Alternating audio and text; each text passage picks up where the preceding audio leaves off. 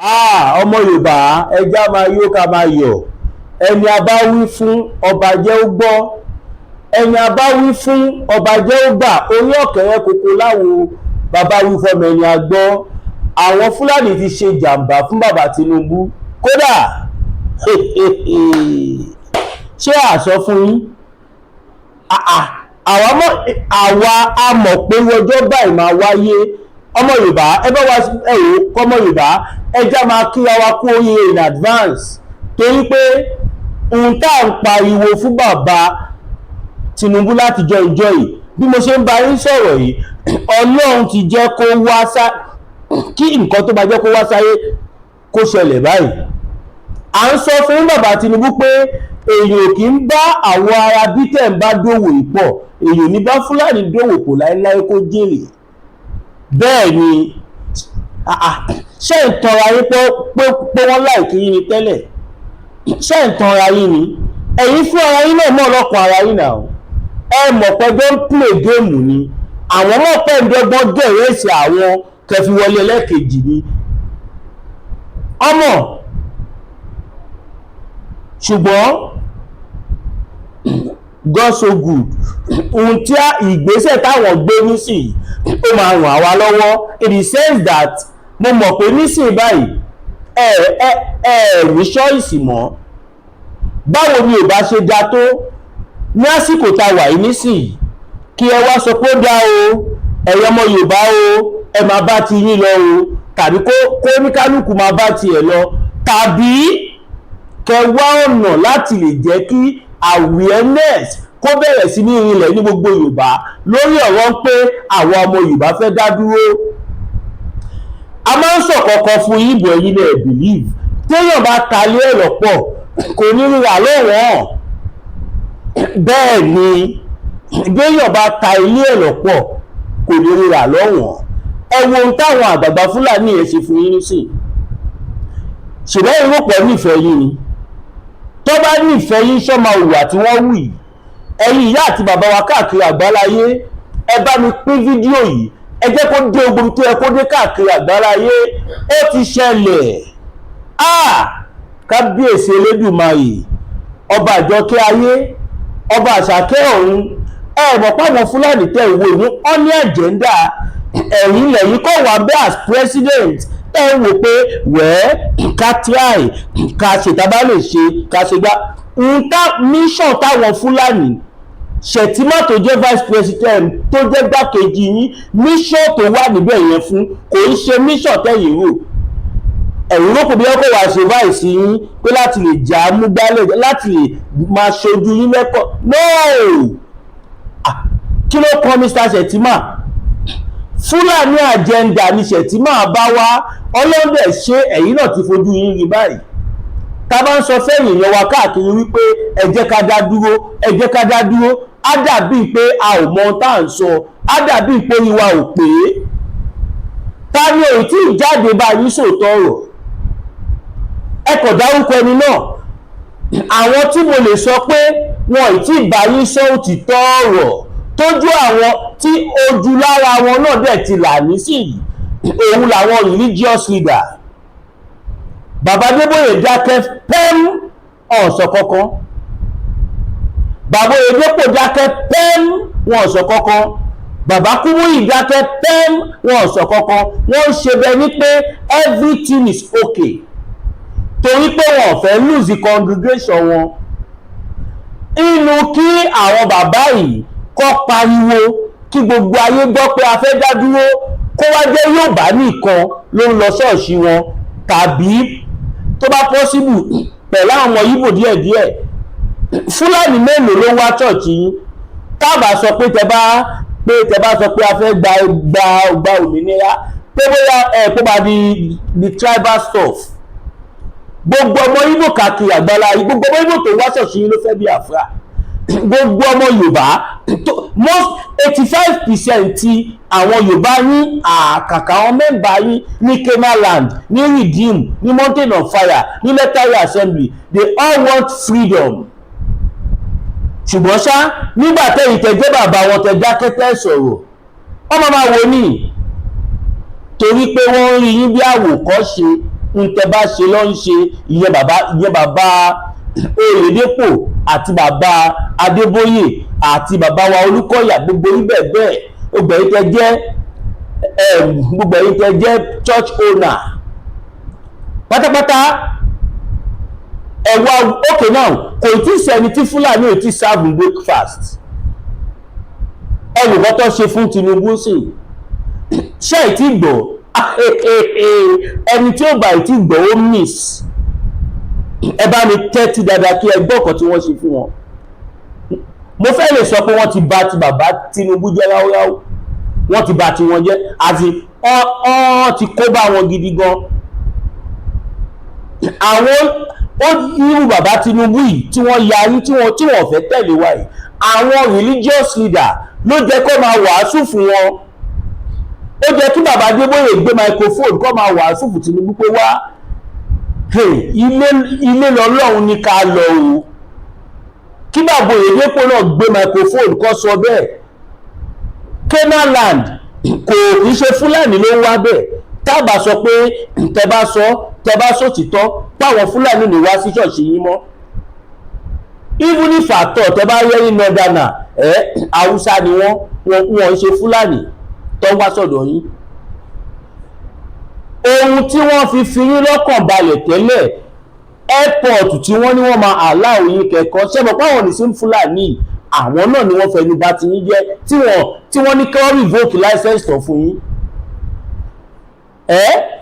Gbogbo yín lọ́lọ́run ní bó ṣe ń dí pẹ̀lú bọ̀ ẹ̀yin lẹ̀ mọ̀ nípa Ọlọ́run dí pẹ̀lú ọ̀pọ̀lọpọ̀ yín. Now àsìkò tí Tinubu ti tó báyìí nísìnyí. Ẹ̀rẹ̀ bá gbàgbé, Fúlàní can go to any length. They can go to any length. Tó bá fẹ́ kí nǹkan ṣẹlẹ̀, chances pé nǹkan yìí ò ní ṣẹlẹ̀ ó máa narrow gan, ó máa narrow. Àwa mọ̀ pé àwọn Fúlàní wọn lè ní sùúrù ọdún 8 táwa ní nígbàyé Buhari. Àwa mọ̀ pé wọn lè ní ọdún 8 tí àwọn Fúlàní fi fìyà jẹ wá, tí wọ́n fi ń rape àwọn àǹtí wa, tí wọ́n fi tipátipá jí wọn gbé, tó ń gba ransom, tó máa tún pa àwọn fámìlì wa. Àwa mọ̀ pé fún àwọn Fúlàní wọn ní sùúrù yẹn, because these people àdàlúrú ló pọ̀ nù wọn. 95% of them are àdàlúrús tí gbogbo yín dẹ̀ mọ̀. Bọ̀ kò sẹ́ni tó fẹ́ sòtítọ́ ọ̀rọ̀. Ẹ wo bí bàbá Tinubu bí wọ́n ṣe ń pàmpà wọn, tó ń fọwọ́ pa wọ́n lórí, tó ń fọwọ́ pa wọ́n nídìí, tó ń fọwọ́ pa wọ́n lẹ́sẹ̀, tó ń fọwọ́ pa wọ́n lójú, pé kó má bàa sọ̀rọ̀, kó má bàa bínú. Pàmpà tí bàbá Tinubu ò pàmpà wa, tó ń pàpà wọn. Ẹ wá wo ohun tó fi sọ fún bàbá Tinubu báyìí. Tí bá ní lọ ń jó lórí omi, ẹni lọ kéwù ẹ̀ wá. Ṣètìmọ́ tó wà lásán wọ̀, ṣe rò pé ó bọ̀ owó yìí ni. Bàbá Tinubu ẹ jára yín gidi gan, torí àwọn Fúlàní tẹ́ ń wò yìí. Inú mi dùn pé nígbà tí sọ fún yín mọ́ nísìnyí pé wọ́n nífẹ̀ẹ́ yín, ẹ ti rí fún ara yín. You have seen it, yeah. Tẹ́ bá sọ pé ètí rí, á jẹ́ pé ilẹ̀ mọ̀kọ́ tẹ́ ń wò, yeah. Bí mo ṣe ń bá yín sọ̀rọ̀ yìí, àwọn northern elders ṣẹ̀dọ̀ pé wọ́n sọ̀rọ̀ kan ní early this year. Wọ́n ní gbogbo ọ̀rọ̀ táwọn bá mọ̀ làwọn fi máa make sure pé àwọn lé bàbá Tinubu kúrò lórí ipò tó wà yẹn. Gbogbo alágbọ́ngbà tí wọ́n sọ pé gbogbo ọ̀nà táwọn bá mọ̀ ló máa fi make sure kí bàbá Tinubu kúrò bẹ́ẹ̀. Àwa dẹ̀ sọ fún bàbá Tinubu wípé ẹ ti máàkì rẹ́gísítà, ẹ fẹ́ máàkì rẹ́gísítà ní ẹ̀rẹ̀ tí máàkì ẹ̀. Then ẹ jẹ́ káwọn ọmọ Yorùbá máa lọlé kẹ̀ẹ̀dá sọ̀rọ̀ wa. Tí nǹkan kékeré bá gé wọn jẹ́ ilẹ̀ Haúsá, ti sáré débẹ̀, sọ́pọ̀tì wọn, ṣe oríṣiríṣi. Tí nǹkan pínpín bá ṣẹlẹ̀ báyìí, take it up. Ṣùgbọ́n wàtá jẹ́ ìran yín nílẹ̀ Yorùbá, ẹ fi wá sílẹ̀. Àwọn wèrè tẹ́ ń pápá yìí, wọ́n ń pa wá, wọ́n ń jí wa gbé, wọ́n ń ṣe oríṣiríṣi kan fáwọn èèyàn wa, fáwọn ọmọ Yorùbá. ẹ fijọ́ kan sọ̀rọ̀ nípa ẹ̀rí. Ṣèbí wọ́n sọ pé tó bá dá dìpátímẹ́ǹtì kan lẹ̀ tí ó ń rí sí ọ̀rọ̀ màálù Fúlàní tí wọ́n fẹ́ ṣe rúgà tó tún yá tí bàbá Tinubu dọ́gbọ́n lọ kọ́ lọ rúgà tí wọ́n pè ní Ministry of Agriculture Ministry of Livestock jàre tí wọ́n dálẹ̀ tí wọ́n gbé sábẹ́ agriculture pẹ̀lú ẹ̀ ṣé báwọn Fúlàní ṣe ń pa àwọn èèyàn ǹjẹ́ ó dúró àbó dínkù àbó tún peléke sí torí pé ohun tẹ̀yìn ọkàn tí yín lè mọ̀ kò dìgbà tó bá sọ fún pé ọkọ̀ àwọn eléyìí ò mọ̀ ọkọ̀ wọn ò mọ̀ they are not honest people. Yes, that is the fact. Ṣèbẹ̀rí ṣége táwọn northern elders tí wọ́n ṣe fún yín sí gbogbo àwọn tó jẹ́ alágbára nílẹ̀ Haúsá gbogbo wọn ti fọ́ọ̀mù pátì ẹ̀yọ̀ kan nísìnyí wọ́n ti fọ́ọ̀mù pátì kan tó túmọ̀ sí pé kódà ṣé kí n tiẹ̀ bẹ àbí kí n fẹ́ òkè kó má dàbí pé masbi ló wá sọ pé ẹ jẹ́ n play evidence ọmọ Yorùbá tẹ́ bá rántí pé mo máa ń kọ orin kan màá ní ire ló bá wọ́n máa ṣe lọ ìkà ló bá wọ́n bá ṣe lọ gbogbo ohun tó bá lè dá lára Ọlọ́run ọba ń wò ọ́ tẹ́ra mọ́ kábíyèsí Elédùmarè.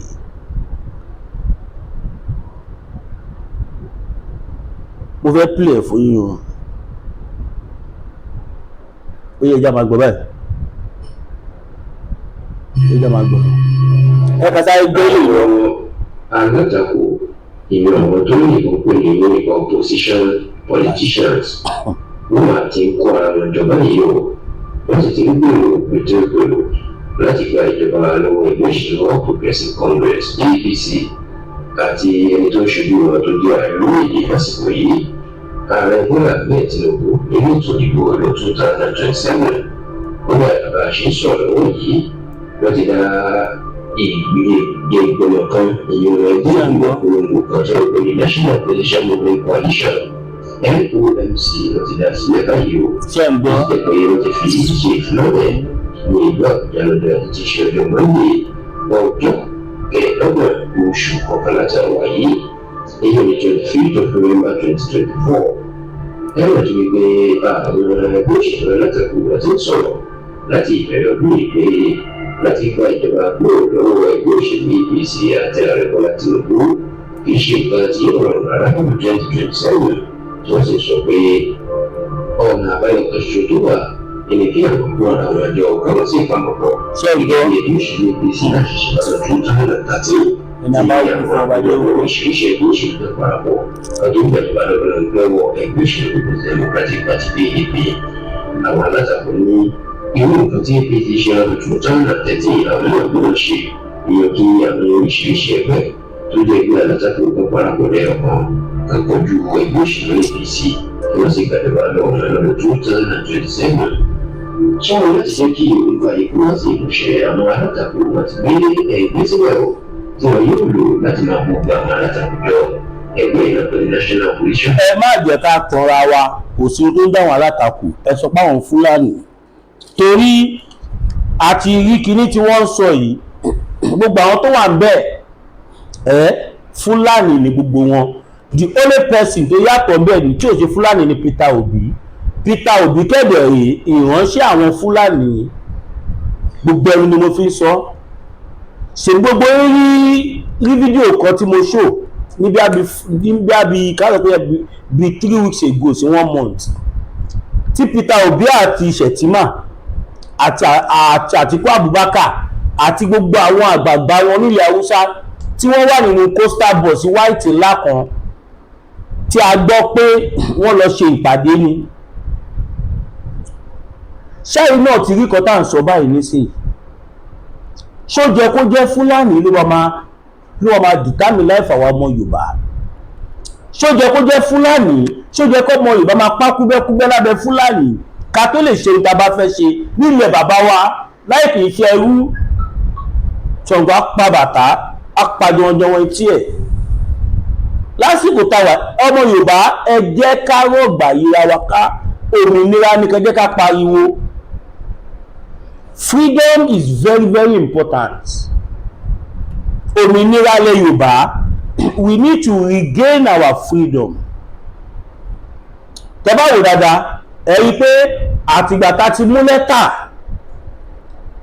lọ fún Prime Minister UK, almost everything has turned upside down fún Nigerian government, pàápàá jùlọ fún bàbá Tinubu, because àwọn Fúlàní yìí lọ́kàn wọ́n believe bóyá bàbá Tinubu ń support wa secretly. Wọ́n dẹ̀ mọ̀ pé bàbá Tinubu ó support wa in any form. Pàápàá jùlọ bí Ọlọ́run ṣe fún bàbá wa ṣe Sunday Igboho lómìnira, ó sì ń jẹ́ nǹkan tó ń ya gbogbo ayé lẹ́nu dọ̀la. Nobody is believing. Lẹ́yìn irú àwa táwọn wá pẹ̀lú bàbá wa ṣe Sunday Igboho 24 hours tàbí wọ́n wà látàrọ̀ dalẹ̀ every blessed day tàbí bó ṣe lọ, àwa nìkan la lè sọ pé lóòótọ́ bàbá Tinubu mọ̀ nípa ẹ̀. Bàbá Tinubu never release Chief Sunday Igboho. God the Most High gave him that freedom. Ọlọ́run ọba ló fún wọn ní freedom, àti gbogbo ẹ̀yin ìyá àti bàbá wa tẹ́ dúró tì wá, tó jẹ́ pé bàbá ṣe ń pariwo báyìí ẹ bá ń bá wa share fídíò wa, bàbá ṣe ń ṣe program ẹ̀ ń comment ẹ̀ ń jẹ́ kí gbogbo ayé mọ̀ wípé olóyè Sunday Igboho kì í ṣe criminal, pé illegal detention ni wọ́n wà.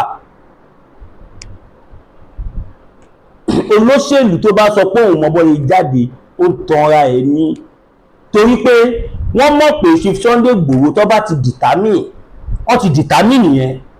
Kọ́mà tí sọ̀rọ̀ ni n tó bá sọ pé àwọn máa ṣe olúwa mi á ṣe é. Olúwa mi á ṣe é. Àwọn olóṣèlú yẹn dẹ̀ mọ̀ wọ́n pé tọ́mọkùnrin bá ti sọ kankan kẹ gbàgbé nǹkan tó bá kù tẹ́ bá fẹ́ sọ, n tó máa ṣe ló ti sọ yẹn. Ọdẹ ń ṣe lọ́wọ́lọ́wọ́, Ọlọ́run náà kún wọn lọ́wọ́lọ́wọ́, Ọlọ́run kún wọn lọ́wọ́.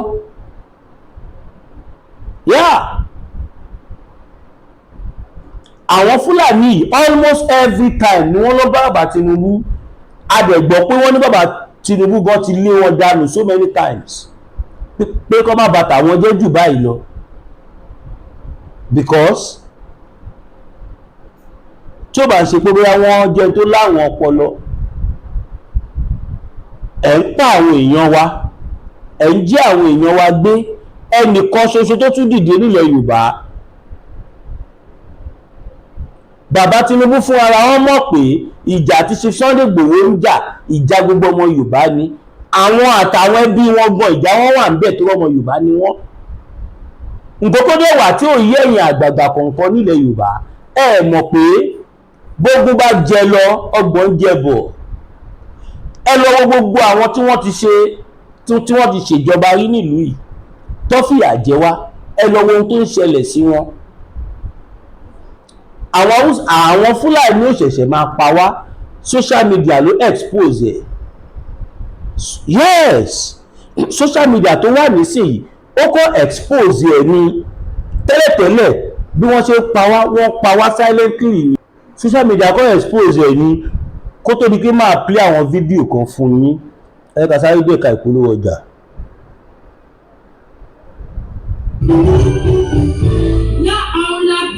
Ẹkùn tí wọ̀ láàjà pẹ̀lú àwọn kíndìnrín tó ní stóògù nínú ìyẹn kidney stone yóò mẹ́tì ẹ̀ kẹ́sì ìjádàlù nínú àgọ́ ara yín. Òun kan náà ló ṣiṣẹ́ fún liver ìyẹn àìsàn jẹ̀dọ̀jẹ̀dọ̀. A sì tún máa ṣiṣẹ́ fún àti ìyẹn ìṣòro àìlè èmi sókè sódò dáadáa. ńlá aula bitter tea ló tún ṣiṣẹ́ fún ìfúnpá gíga ìyẹn high blood pressure. bákan náà gbogbo ẹ̀yin tẹ́ ẹ bá ní ìṣòro ìṣètọ̀ tí a mọ̀ sí prostate cancer. gbogbo àwọn àìsàn tá a là kalẹ̀ ní pátápátá òun ni ńlá aula herbal bitter tea yóò bá wà dáadáa. ìṣòro ara ríro ń kọ́ ńlá aula bitter tea òun ni kẹ́ ẹ kúra láti wáyé kó ńlá aula bitter tea rà. àbí tí ẹ bá fẹ́ mọ ibi tí wọ́n tẹ̀dó sí ẹ méjèèjì wọn lórí àwọn WhatsApp numbers yìí +447-4245-2717 tàbí àwọn Nàìjíríà numbers yìí 08033191355 tàbí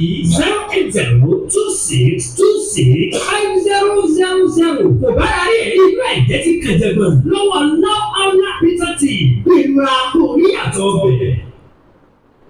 Yes, ọmọ Yorùbá ẹ káàbọ̀ padà. Láàólá bitter tea ó jẹ́ iléeṣẹ́ tó ń ṣe gbòógì. Bóyá nǹkan ọmọkùnrin yẹn kò dúró déédéé, kò tóbi tó bó ṣe fẹ́, tàbí ó fẹ́ àdódùn, ó fẹ́ pẹ́ lórí ẹ̀, ó fẹ́ kó kanlẹ̀ gbọ̀ngbọ̀ngbọ̀n, ẹ pè iléeṣẹ́ Láàólá bitter tea. àwa lè fọwọ́ wọn sọ̀yà tó yà lọ́pọ̀lọpọ̀ àwọn èèyàn tó ń tẹ̀lé àgbólọ́ wọn. anything tradomedical Láàólá bitter tea ní kẹ́ pè. Now mo fẹ́ sáré play fídíò yìí fún wa, mo fẹ́ jẹ́ kí gbogbo wa ká sáré jọ gbọ́ fídíò yìí torí ọmọ Yorùbá ó mà ṣe o, kó ẹja máa gbọ́ fídíò yìí lọ, ẹ tẹ́tí dáadáa o.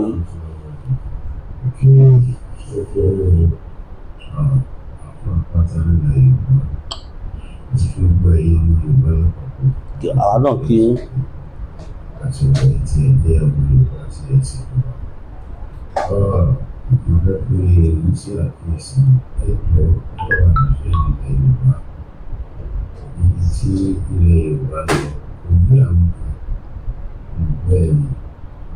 Ó kò fún ilẹ̀ Yorùbá kò ní àwọn ọmọ wa ní wọ́n lè máa gbọ́.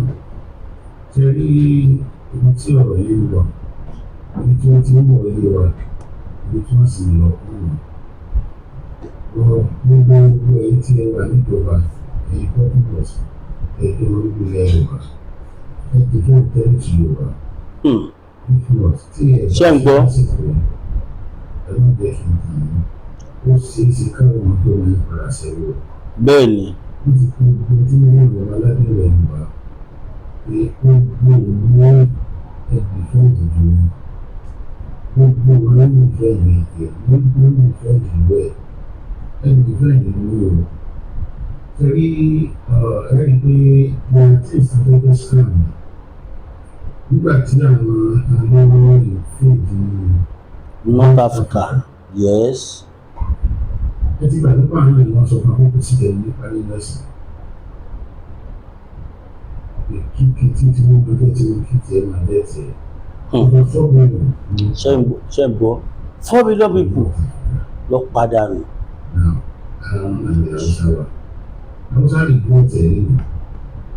Bẹ́ẹ̀ ni. Ẹ̀rọ bí àwọn olórí wọn ṣe sí ọba tó. Pẹ̀lú ẹ̀ náà, wọ́n ṣàti tọrọ bára ní. Bẹ́ẹ̀ ni wọ́n ń tọrọ jẹ́ kí torí kò sí àwọn Haúsá ni wọ́n ń ṣèjọba, àwọn Fúlàní. Nígbà tí àwọn ilé ẹ̀rọ ilẹ̀ Egypt ó fọ́ gbogbo èèyàn ní pàtẹ́lẹ̀ ìgbà. Ìwádìí ẹgbẹ́ gbogbo ó fọ́ gbogbo èèyàn ní ọba. Nínú tó fi gbọ́ ọmọ kékeré tó lọ wọlé wọ́n dàbí láti tó gbọ́dọ̀ gbà àti gbogbo wa. Bẹ́ẹ̀ ni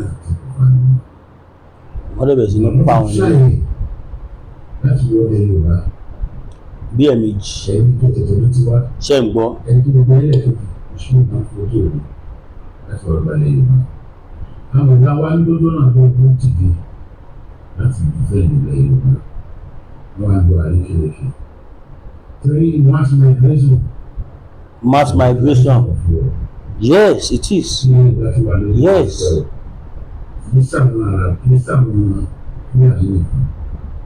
Ẹ̀rí pa àwọn kan náà dé wọn ní mass land.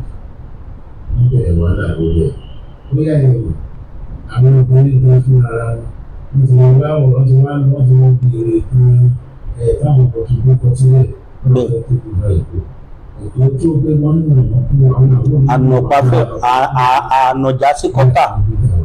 nígbà tí wọ́n á bẹ̀rẹ̀ ní ẹ̀sẹ̀ fún wọn ní piece of land wọn fi settle down àwọn ọmọ wọn wá bẹ̀rẹ̀ sí ní kókó lórí pé ilẹ̀ Yorùbá kan làwọn ní tẹ́lí ẹ máa ń fi hàn yín kó yín wọn kú ni. àìmọye ìyẹn ló ti parẹ́ láfíríkà o. bẹ́ẹ̀ Yorùbá ò gbọdọ̀ parẹ́. bẹ́ẹ̀ ni. mo fẹ́ ní sọ wípé ó pa ìlànà Yorùbá rẹ̀. bẹ́ẹ̀ ni. ẹnì ìwádìí kí ìgbìmọ̀ náà wọ́n sọ wípé àwọn fẹ́ wá gbé èkó àwọn tí kò ń lò àwọn ọba yàrá kan kúrò lẹ́kọ̀ọ́. ànàpáfẹ́ pa ànàjà sí kọ́tà. àwọn àìtàn tí àwọn kò tún kọ síbẹ̀ wọ́n ti wá ní sí ṣùgbọ́n tí wọ́n àwọn tí kò wà láwọn fún wọn lọ́ba. tẹ́lí gbogbo ìlú lórúkọ náà gbogbo èyí tẹ́ ní ìtẹ̀lé fún ilẹ̀ Yorùbá gbogbo èyí tí ẹ lè dá kan sí ilẹ̀ Yorùbá ẹni tó fẹ́ nílẹ̀ Yorùbá ọ̀rọ̀ tí mo sọ níbi ẹ má jẹ ẹ mú sọ́wọ́ sí. ẹ má fi jẹun. wọ́n padà béèrè lọ́wọ́ wọ́n fi pè lọ́sẹ̀ sínú tí ẹ bá dìbẹ́ ilẹ̀ Yorùbá. ẹ bá dìbẹ́ ilẹ̀ Yorùbá. ọ̀rọ̀ ni bàbá yìí sọ o. lẹ́yìn ìjọba kan fún Yorùbá tí Ànábì Muhammad sallallahu alaihi wasallam tó wá wá ní Yorùbá àràbù nígbà tí Jésù bá wá ní Yorùbá àràbù nígbà ní 1562 ni wọ́n tún wọ́n ti gbé Jésù láyé kúrò ní Yorùbá ní West Africa ní. wọ́n lè nígbà Elizabeth first wọ́n lè ká babaláwa bá wa lẹ́rù ní. ẹ̀sìn tí wọ́n mú wáyé ó wà náà kan kó wọn lẹ́rù. yes. ètò ọgbà wọn ti wọn sọnù ẹ̀sìn Islam ní kò síbẹ̀ ẹni pa ẹni ẹ̀sìn nípa fọ́ọ̀mù ọ̀rọ̀ ní wọ́n bá ní North Africa láti process ilé wọn lórí gbogbo àwọn ọdún tí bẹ́ẹ̀ lẹ́yìn títí ọwọ́ ẹ̀kọ́ wọn. ṣé ń gbọ́. ẹ̀sìn tó ní pé ẹ̀. now inú mi dùn pé bàbá yìí ló sọ̀rọ̀ yìí kẹ́ni tó dẹ̀ ń sọ̀rọ̀ yìí àfà ńlá ni o ṣèbẹ́rẹ́ tẹ́lájú tẹ̀síbí tó wà lẹ́yìn wọn wọ́n ní àwọn Fúlàní fẹ́ gbalẹ̀ wà ní ṣé wọ́n ni òótọ́ ló ń sọ náà a dẹ̀ ń sọ fún àwọn ọmọ ìyá wa tájọ jẹ́ Yorùbá nítorí pé wọn ò níṣẹ́ lápá wọn ò níṣẹ́ tí wọ́n lè ṣe kéwú ló fi ń jẹun wọ́n dẹ̀ torí ẹ̀ wọ́n dẹ̀ lajúlẹ̀ wọ́n fẹ́ jẹ́ kí ogun kó lẹ̀ Yorùbá àtìgbà olè mi ti ń pariwo fún yín wípé Islam is a good religion, Christianity is a good religion, traditional religion is a good religion. èèyàn lè gba ẹ̀sìn bọ̀ má gba wèrè mẹ́sìn. okay now ẹ wo àwọn Boko Haram tó ń pààyàn káàkiri yìí àwọn lukawas kọ̀ọ̀kan ṣe lè mọ̀ pé according to them wọ́n believe pé Islam làwọn ń ṣe torí níbi kan tó kà nínú Quran tí wọ́n ní Ọlọ́run pé Allah sọ pé ẹni tí ó bá ti gba Islam kọ́ mu kọ́ pa tàbí ẹni tó bá ń ṣe Islam tó lè tó bá lóhùn ṣe mọ́ kọ́ mu kọ́ pa. They believe they are fighting for Allah wọ́n dẹ̀ ń fi yẹn gbalẹ̀ wa ni mọyì wọn tó ti parẹ́ ilẹ̀ Yorùbá sá no sorry ní Áfíríkà àìmọyì wọn tí wọ́n ti parẹ́ tí wọ́n gbọ́ wọn mọ́ tí wọ́n as in like tí wọ́n gbọ́ wọn mọ́ tẹ́nibọ̀dì ò gbọ́ kankan nípa wọn mọ́ ohun tó fẹ́ ṣe fún wa nílẹ̀ Yorùbá nìyẹn kí ọ̀rọ̀ mi máa gùn jù báyìí lọ ẹ lọ dira o ẹ lọ dira ẹ má gbàgbé ẹ lè fún wa ní super sticker super chat kẹ́kẹ́ lè support wa financially sórí bank account wa GTB 02141687040 02141687040 GT Williams Olúwatósìn fẹ́yìn tẹ́ bá dẹ̀ fẹ́ gbé polówó ọjà fún wa tàbí fẹ́ bá wa sọ̀kọ̀ kan bí àánú fídíò tá a ṣe yìí kẹ́kọ́ ètò àfikọ̀kan kẹ́kọ̀ọ́ wá sórí +229 5774 7970 +229 57 74 79 70 Odua Gbo kò ní gbé ọ̀dàlẹ̀. Ẹ share fídíò yìí, ẹ kẹ́ máa kọ sí comment section wípé ogun ò gbọdọ̀ kó lẹ̀ Yorùbá, Yorùbá nation no going back.